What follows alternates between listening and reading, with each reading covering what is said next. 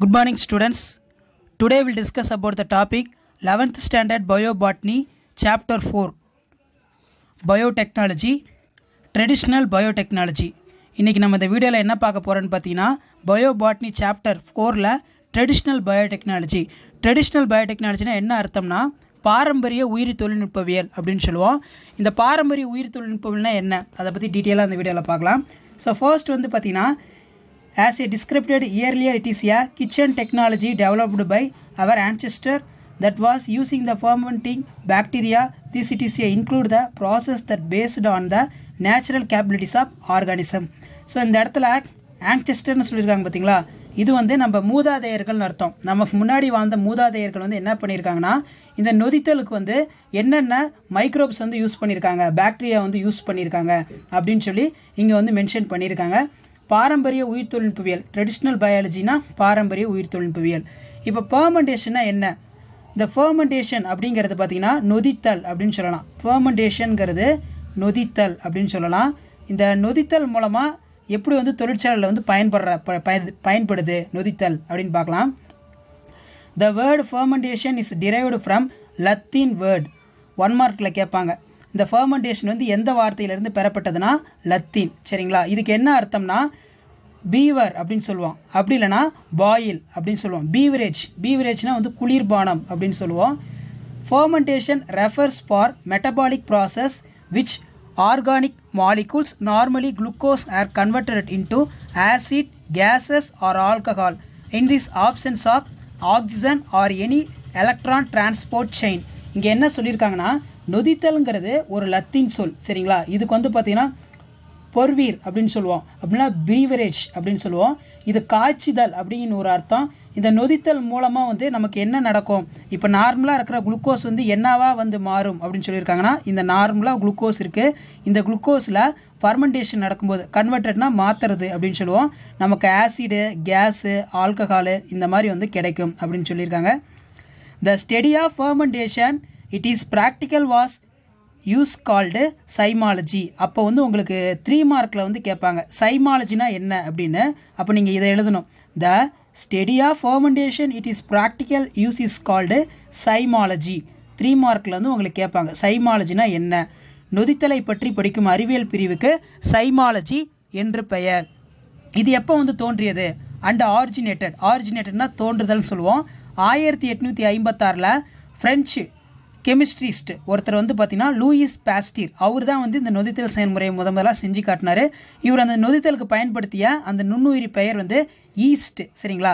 ஈஸ்ட்டை பயன்படுத்தி தான் பெரும்பாலும் வந்து நொதித்தல் ப்ராசஸ் வந்து பண்ணுவாங்க. Fermentation occurs in certain type of bacteria and fungi that require an oxygen free environment to live. The process of fermentation are valuable of food beverage industries. ஃபுட்டுனா உணவுன்னு சொல்லுவோம். சரிங்களா? ஃபுட்டுனா உணவு, பீவரேஜ்னா குளிர்பானங்கள். இதெல்லாம் நமக்கு கிடைக்கிறதுக்கு இந்த நொதித்தல் நடக்கணும். இப்போ பால் வந்து தயிரா மாறத்துக்கு காரணம் வந்து லாக்டோபேசிலஸ்ங்கிற ஒரு பாக்டீரியா. அதே மாதிரி குளுக்கோஸ் வந்து நமக்கு வந்து அந்த மதுபானம் ட்ரிங்க்ஸாக வந்து மாறத்துக்கு காரணம் வந்து பார்த்திங்கன்னா சக்கரோமைசிஸ் ஏவியேசி அப்படிங்கிற ஒரு ஃபங்கஸ். ஸோ இங்கே சொல்லியிருக்காங்க conversion of sugar and ethanol to produce alcoholic beverage the release of CO2 by yeast used in of bread. சரிங்களா? அந்த பிரெட் வந்து பார்த்திங்கன்னா நல்லா ஸ்மூத்தாக இருக்கிறதுக்கு வந்து இந்த ஈஸ்ட் பயன்படுத்துகிறாங்க. ஸோ அதெல்லாம் தான் இங்கே கொடுத்துருக்காங்க. சரிங்களா? Production of organic acid to preserve for favour vegetables and dairy products. இங்கே வந்து என்ன சொல்லியிருக்காங்கன்னா காய்கறிகள் மற்றும் பால்சார் பொருட்களை பாதுகாக்கிறதுக்கு வந்து இது அதிகமாக வந்து பயன்படுது அப்படின்னு சொல்லுவாங்க. சரிங்களா? ஸோ இதை நல்லா பார்த்துக்கோங்க. அண்ட் நெக்ஸ்ட் நம்ம என்ன பார்க்க போகிறோம்னா பயோரியாக்டர்னா என்ன அப்படின்னா ஃபெர்மெண்டேட்டர். இந்த பயோரியாக்டருங்கிறது உயிரி உலைகலன் அப்படின்னு சொல்லுவோம். உயிரி உலைகள்னா என்ன? Bioreactor is a vessel or a container that is designed in such as way that it can provide an optimum environment in which microorganisms or their enzymes interact with the substrate to produce the required product in the bioreactor. Aeration, agitation, temperature and pH are controlled. Fermentation involves a process namely upstream and downstream process. இப்போ அந்த பயோரியாக்டரில் வந்து 2 டைப்ஸாக வந்து பார்த்திங்கன்னா classify பண்ணுறாங்க. ஒன்று வந்து upstream process, இன்னொன்று வந்து டவுன் ஸ்ட்ரீம் ப்ராசஸ். இப்போ இந்த பயோரியாக்டர் என்னென்னா உயிரி உலைகலன் அப்படின்னு சொல்லுவோம். இது வந்து கிட்டத்தட்ட ஒரு பாத்திரம் மாதிரி இருக்கும். இந்த பாத்திரத்தில் தான் வந்து அந்த நொதித்தல் செயல்முறை வந்து நடக்கும். அப்போ இந்த பாத்திரத்தை வந்து நம்ம என்ன பண்ணணும்னா சுத்தம் பண்ணணும். நல்லா சுத்தம் பண்ணிவிட்டு காற்றோட்டம், அது மட்டும் இல்லாமல் வெப்பநிலை, pH இதெல்லாம் வந்து கரெக்டாக இருக்கிற மாதிரி நம்ம பார்த்துக்கணும். அதான் இங்கே கொடுத்துருக்காங்க. ஸோ இதில் ஃபஸ்ட்டு வந்து அப்ஸ்ட்ரீம் ப்ராசஸ்னால் என்ன? அப்ஸ்ட்ரீம் ப்ராசஸ்ங்கிறது அதாவது மேற்கால் பதப்படுத்துதல் அப்படின்னு சொல்லுவோம். All the process before starting of fermentation such as sterilization. ஸ்டெரிலைசேஷன்ங்கிறது நுண்ணுயிர் நீக்கம் அப்படின்னா கிருமி நீக்கம் அப்படின்னு அர்த்தம். The fermentator preparation, sterilization of culture medium, growth of suitable inoculants called upstream process. அப்போ 3 மார்க்கில் கேட்பாங்க அப்ஸ்ட்ரீம் ப்ராசஸ்னால் என்ன? 3 மார்க்கில் கேட்டால் அப்ஸ்ட்ரீம் ப்ராசஸ்ங்கிறது என்னன்னு சொல்லி நீட்டாக வந்து எழுதிடணும். சரிங்களா? எழுதிடணும். அண்ட் த நெக்ஸ்ட் பார்க்கலாம். Downstream process. டவுன்ஸ்ட்ரீம் ப்ராசஸ்ங்கிறது கீழ்கால் பதப்படுத்துதல் அப்படின்னு சொல்லுவோம். All the process after fermentation process is known as downstream process. This process include இதில் கொடுத்துருக்காங்க பாருங்கள், distillation, centrifugation, fertilization and solvent extraction. Mostly use the process involve the purification of desired product. நமக்கு விரும்பிய தேவையான அந்த பொருட்களை வந்து எதை பயன்படுத்தும்னா வாழை வடி நீர், மைய விளக்கு விசை, வடிகட்டுதல், கரைப்பான் பிரித்தெடுத்தல் இந்த மாதிரி வந்து யூஸ் பண்ணி நம்ம டவுன் ஸ்ட்ரீம் ப்ராசஸ் மூலமாக நமக்கு தேவையான ப்ராடக்ட் எடுத்துக்கலாம். உங்களுக்கு வந்து பார்த்தீங்கன்னா 3 மார்க்கில் கேட்பாங்க பயோரியாக்டரோட டயக்ராம் வந்து ட்ரா பண்ண சொல்லி இந்த டயக்ராம் வந்து நீங்கள் போடணும். சரிங்களா? அண்ட் தென் நெக்ஸ்ட் பார்த்தீங்கன்னா procedure of fermentation. Procedure of ஃபர்மெண்டேஷன்ங்கிறது அதாவது நொதித்தலுடைய செயல்முறை.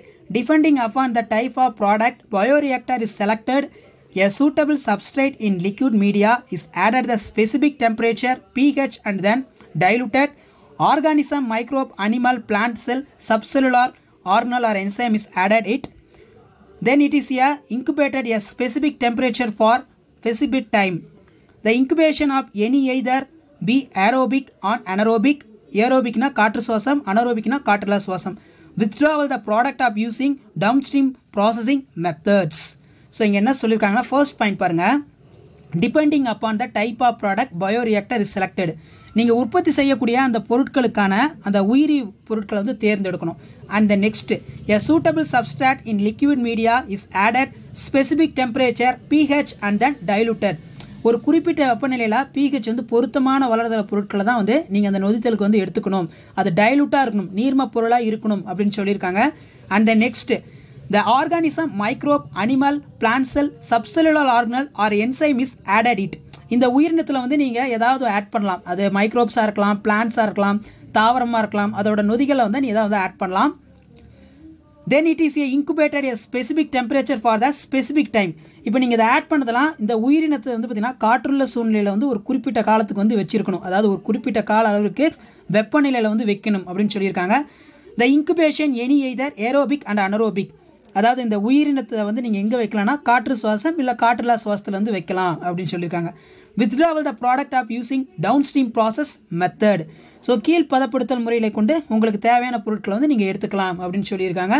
ஸோ உங்களுக்கு 5 மார்க்கில் வந்து கேட்பாங்க ஃபர்மெண்டேஷன் ப்ராசஸ் பற்றி எழுது அப்படின்னா இந்த பாயிண்ட்ஸ் எல்லாம் நீங்கள் ஆட் பண்ணி எழுதிக்கோங்க. அண்ட் தென் நெக்ஸ்ட் வந்து பார்த்தீங்கன்னா application of fermentation industries.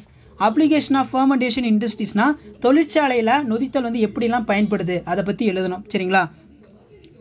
So இதை நம்ம அடுத்த வீடியோவில் வந்து பார்க்கலாம்.